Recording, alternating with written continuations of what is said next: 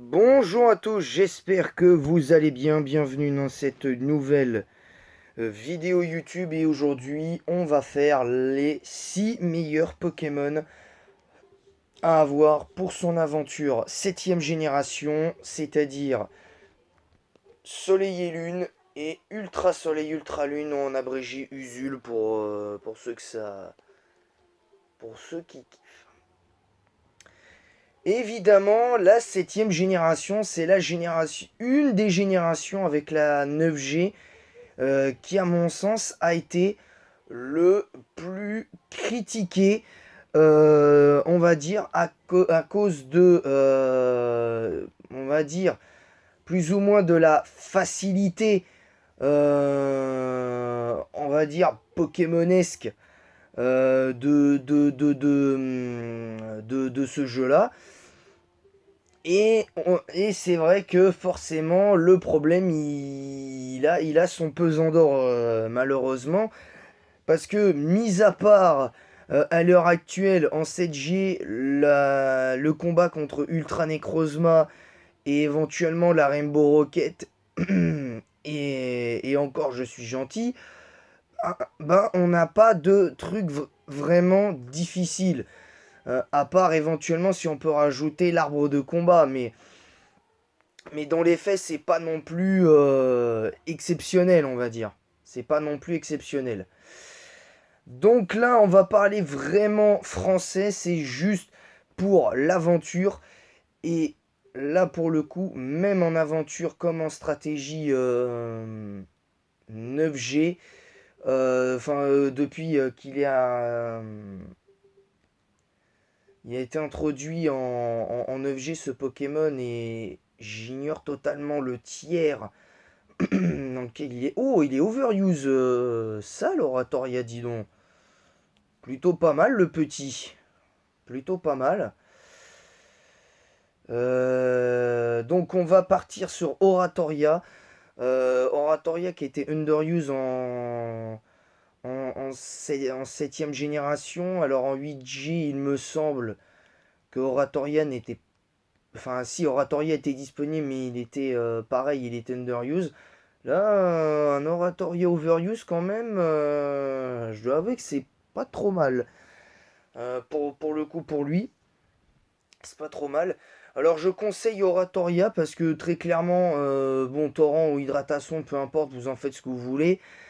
Mais avec ses 6 résistances plus une immunité au type dragon et 3 pauvres faiblesses au type plante, poison et électrique. En poison et plante, c'est un peu gênant, mais sans vraiment être extrême, sans être vraiment dans l'extrême. C'est-à-dire que Oratoria,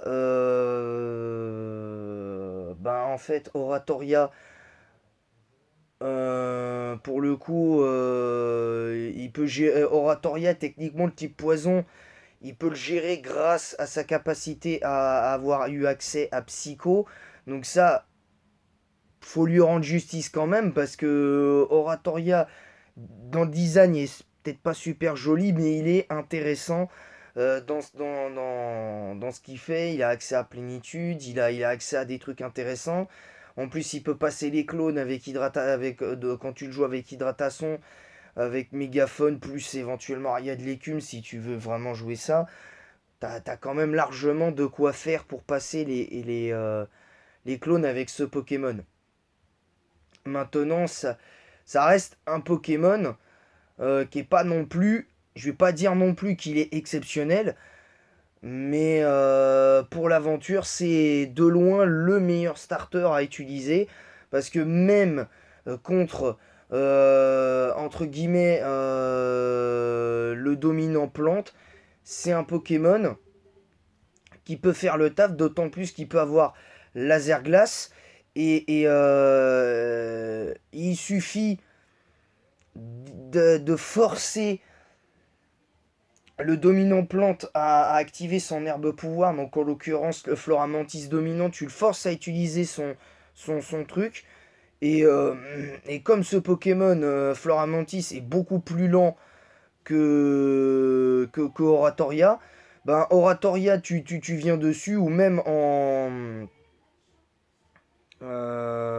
en Otarlette, tu fais laser glace, et techniquement, t'as largement de quoi faire. Alors, faut faire attention quand même aux coéquipiers que peut invoquer Fleur Amantis. Donc, faut faire attention. Faut vraiment faire attention à ce niveau-là. Et je rappelle, pas de légendaire ou de beurre parce que ce serait trop facile. Pour le prochain Pokémon, on va parler de Chelours.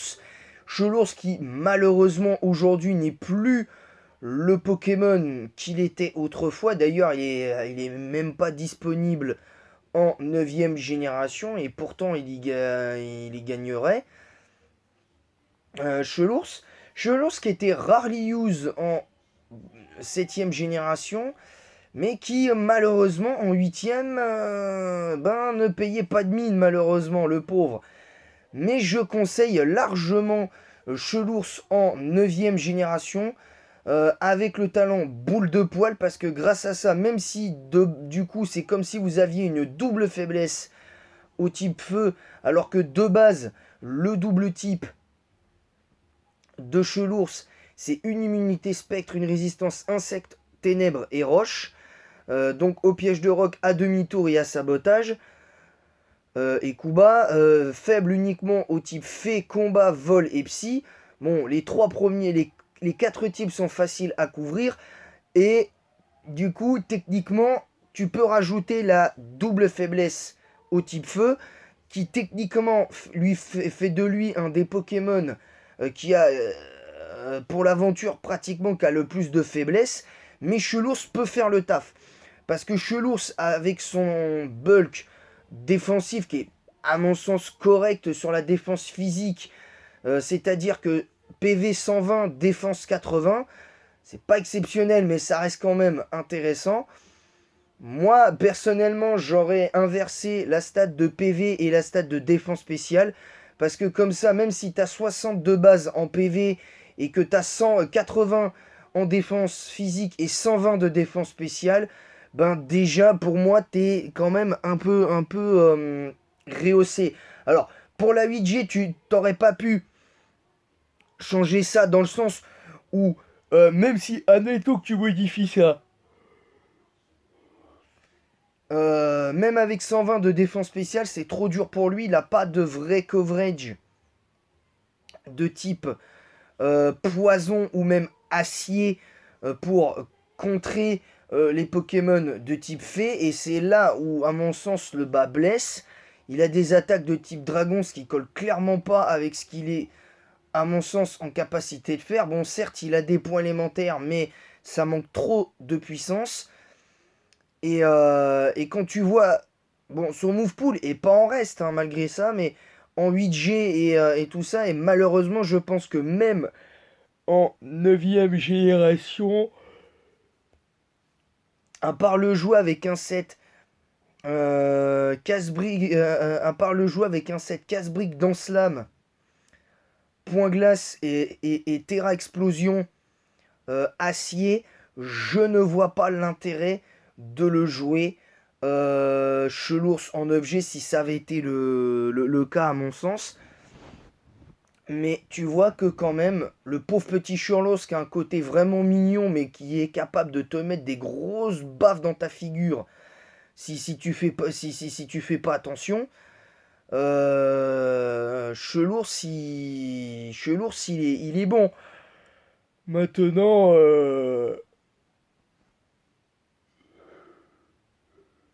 c'est compliqué. Ensuite, le prochain Pokémon que je recommande pour son aventure, là pour le coup c'est un peu, un peu particulier parce que la plupart des Pokémon de la 9G sont pas exceptionnels, même s'il y a d'anciens Pokémon comme Piafabec qui est présent, comme Arbok et tout ça, et justement, pour pallier entre guillemets à la faiblesse au type fée, je préconise Arbok. Pourquoi? Parce que Arbok, contrairement aux idées reçues, ce Pokémon est capable de faire de bonnes choses en stratégie de par le talent intimidation. Alors ok, c'est des statistiques de Pokémon qui peut encore évoluer. J'ai pas encore eu l'occasion de jouer Arbok en 9G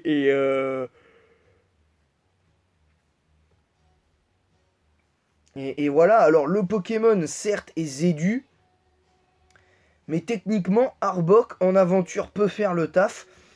Parce que même si dans l'aspect défensif il n'est pas exceptionnel, ce Pokémon a de quoi se défendre et a des arguments parce qu'il a direct toxique, il a séisme, il a quand même des trucs intéressants. Sur le spécial, il a Bomberk, il a quand même Canon Graine pour faire le travail. Il a quand même Canon Graine pour faire le travail. Il a une priorité Kuba. Alors peut-être que le seul petit bémol, c'est qu'il n'a pas accès à une attaque de boost. Il n'a peut-être pas accès à des attaques de boost. C'est peut-être son vrai problème à Arbok. Mais Arbok en aventure, et je l'ai essayé, en aventure, il peut faire le taf. Donc, techniquement, je devrais vous recommander Arbok. Mais le problème, c'est que comme le vrai problème de Arbok, c'est que au-delà du fait qu'il manque de boost, d'attaque de boost, parce que à la limite, tu mets Gonflette sur lui, je pense que Gonflette, ça aurait suffi, tu vois. Gonflette, ça aurait été bien. Mais je pense que le Pokémon qu'il faut checker dans sa team d'aventure 9G, et là pour le coup, je rigole pas parce que c'est un Pokémon qui est capable de faire qui est quand même capable de faire d'assez belles choses, et je l'ai essayé en stratégie, ce Pokémon. Il est extrêmement puissant.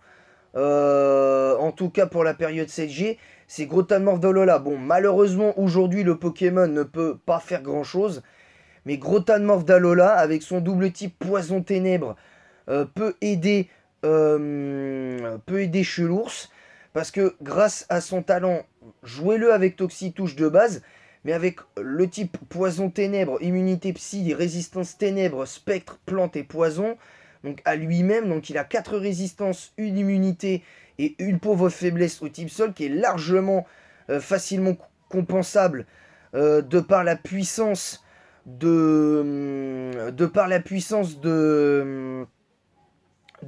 comment ça s'appelle, de Oratoria, et en plus le move pool il est pas si dégueulasse, parce que ce qui est intéressant, c'est que le Pokémon en lui-même, t'as largement de quoi faire. T'as largement de quoi faire. Alors, le truc, c'est que je ne sais pas s'il n'a pas un move de boost sur le physique, genre Gonflette ou un truc comme ça. Parce qu'un Pokémon comme ça, bon, ah si, il a Malédiction, mais cela dit, avec Malédiction, un set Malédiction sous disto, ça peut faire le taf, mais même sans boost, il peut faire le taf en aventure, parce que en plus ce petit malin a accès aux points élémentaires, il a accès à des attaques comme sabotage, ce qui donne beaucoup de choses. Enfin là, la seule attaque de boost qu'il y a, c'est Poliroche, mais Poliroche ne sert strictement à rien, vu que de toute façon, même max vitesse, il est beaucoup trop lent, ce Pokémon. Tu peux pas faire grand chose. Seul bémol, c'est que sa seule attaque de soin, c'est repos. C'est un Pokémon qui aurait dû avoir une autre attaque de soin. Et je pense que s'il avait été... il aurait été overuse sans souci pour moi s'il avait eu accès à soin plus gonflette. Parce que des sets soin plus gonflette avec direct toxique plus sabotage, t'es largement de quoi. Direct toxique ou détricanon, et t'as largement de quoi faire. Donc les 3 premiers Pokémon, Oratoria, Chelours, Grotanmorph d'Alola. Ensuite, le prochain Pokémon, alors là par contre, Je vous le dis, si vous ne le checkez pas dans vos teams, c'est qu'il y a un réel problème. Et pour moi, c'est Bazoukan. Bazoukan, malheureusement, le pauvre n'est pas disponible. Enfin, si, il est disponible en 9G, mais malgré le fait qu'il est regard vif et multi-coup, ben, ça suffit pas. Il est beaucoup trop lent. Il a des défenses très limitées.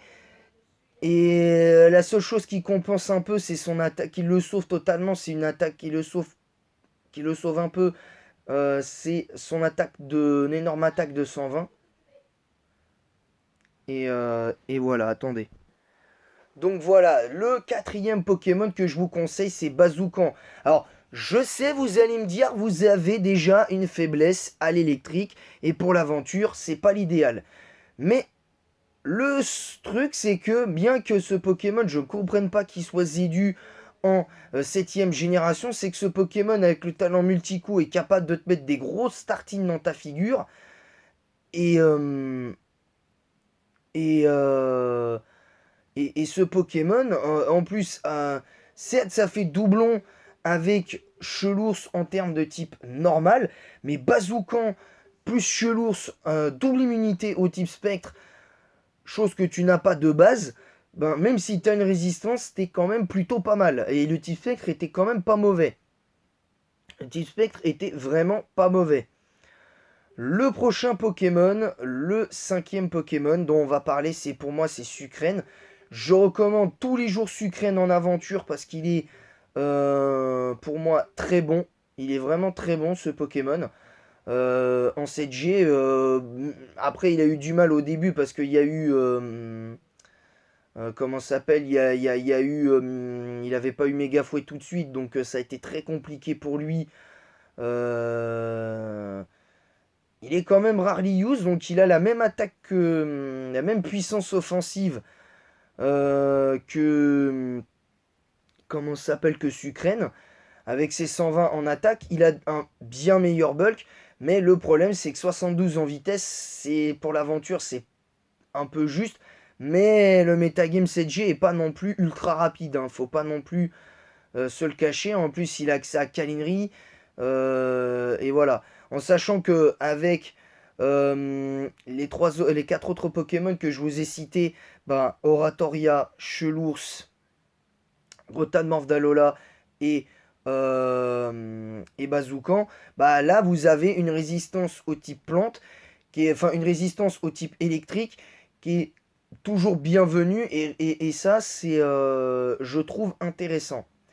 Maintenant, le 6ème Pokémon. Sachez que vous avez le droit de ne pas être d'accord avec ce que je vous cite. Mais d'ailleurs, mettez-le dans l'espace commentaire. Vos 6 Pokémon de l'aventure Soleil et Lune et Ultra Soleil, Ultra Lune. En disant avec respect et sans insulte en quoi vous êtes d'accord, pas d'accord sur ce que je viens de vous citer. Et je vais vous citer un dernier Pokémon que certains n'ont pas vu venir et qui a été pour moi incroyable en 7ème génération, même si c'est loin d'être le meilleur Pokémon de la 9G, j'en suis parfaitement conscient. Le 6ème Pokémon pour moi c'est Bourrinos. Alors Bourrinos, je vous le dis, en tant que type sol, pour l'aventure, il fait parfaitement le taf. Alors bon, malheureusement, c'est un Pokémon PU et il a un bulk presque équivalent à mon sens à comment ça s'appelle à Sucrène. Et en plus de ça, ce qui est intéressant, c'est que ce Pokémon, certes, il est lent, mais il tape vachement fort. Il tape vachement fort, 125 en attaque. Et pour l'aventure, c'est largement suffisant. Un Pokémon comme ça. Jouez-le avec le talent endurance et vous comprendrez ce que je vous dis. Alors, tempo perso, si c'est vraiment pour éviter le axe de certains Pokémon. Et c'est vrai que le axe de certains Pokémon, voilà. Alors, le truc, c'est que le talent endurance est légèrement situationnel parce que quand l'adversaire voit un Bourrinos et que s'il soupçonne le talent endurance, il sait qu'il va pas tenter le diable en le tapant à part si c'est sur le spécial, où c'est là où tu peux te permettre quelque chose contre Bourinos, parce que sur le plan de la défense physique, si tu le tapes, c'est comme si tu lui donnais un boost gonflette gratuit, en fait. Et ce Pokémon qui est assez intéressant, parce que comme il a accès à tacle lourd et à l'attaque cavalerie lourde, qui est boosté par le fait que ce Pokémon a largement de quoi faire, parce que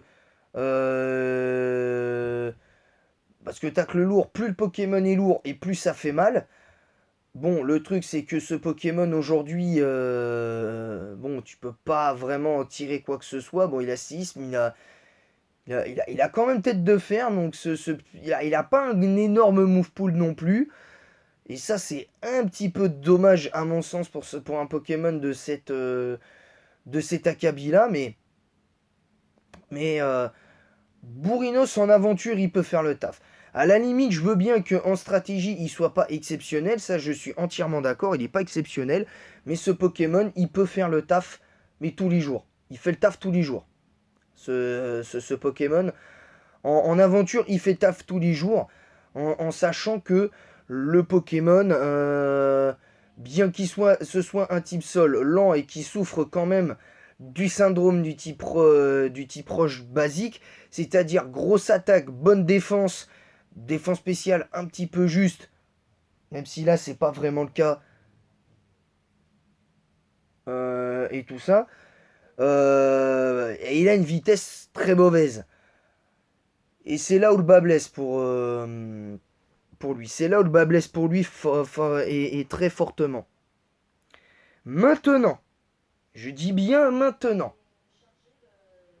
Maintenant, c'est comme ça. Voici donc les 6 Pokémon que je vous recommande. Hein. Ce n'est pas une obligation. Je vous recommande simplement ces Pokémon pour l'aventure, pour votre aventure Soleil et Lune, Ultra Soleil, Ultra Lune. Je vais récapituler les Pokémon. Le premier Pokémon que je vous ai cité, c'est Oratoria. Le deuxième Pokémon, Chelours. Troisième Pokémon, Grotanmorph d'Alola. Quatrième Pokémon, Bazoukan. Cinquième Pokémon, Sucrène. Et sixième Pokémon, Bourrinos. Là, vous avez une équipe full 7G. Vous avez une équipe full 7ème génération. Et je peux vous garantir qu'avec un truc comme ça, vous pouvez faire le taf. Évidemment, je vous conseille de bien les entraîner, parce que la plupart des Pokémon que je vous ai mis sont quand même assez lents. Vous êtes libre d'avoir d'autres Pokémon, de mettre des Pokémon plus rapides, même des Pokémon qui ne sont pas issus de la 7ème génération. Par contre, la seule règle, pas de légendaire et pas de Pokémon Uber. Parce que rien qu'un seul Uber pour l'aventure, ça va rouler sur tout le jeu. Et pour moi, ce n'est pas très sain de faire une aventure comme ça. Parce que pour le coup, l'intérêt c'est que tu aies quand même un minimum de difficulté. Et là, avec l'équipe que je vous ai citée, le truc, c'est que là, pour le coup, en plus, les Pokémon, certes, sont lents. Vous allez avoir par moment de la difficulté, mais au moins, vous allez avoir quelque chose de vraiment assez intéressant en l'état. Voilà, tout simplement. Donc, en attendant, je vais vous laisser. Et en attendant, la prochaine vidéo, ce sera demain avec la 8G. On en aura fini avec le format avec mercredi. D'ailleurs, mercredi, on n'en aura pas fini parce que ce sera jeudi.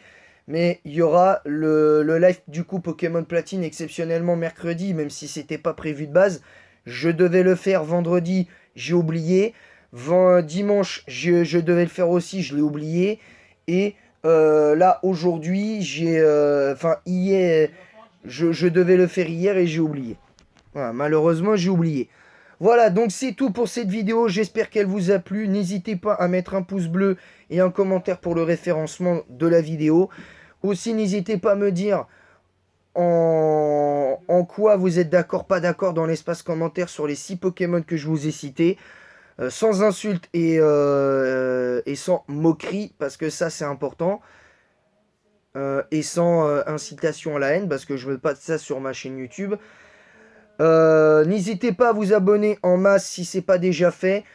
On rush les 200 abonnés, on rush les 200. N'hésitez pas à partager en masse aussi le lien de ma chaîne YouTube sur Facebook et Instagram. C'est les deux réseaux sociaux sur lesquels je suis le plus actif. Je sais, je le répète, mais voilà. Et c'est tout pour cette vidéo. J'espère qu'elle vous aura plu. Et en attendant la prochaine, je vous dis à bientôt et à demain pour le spécial 8G.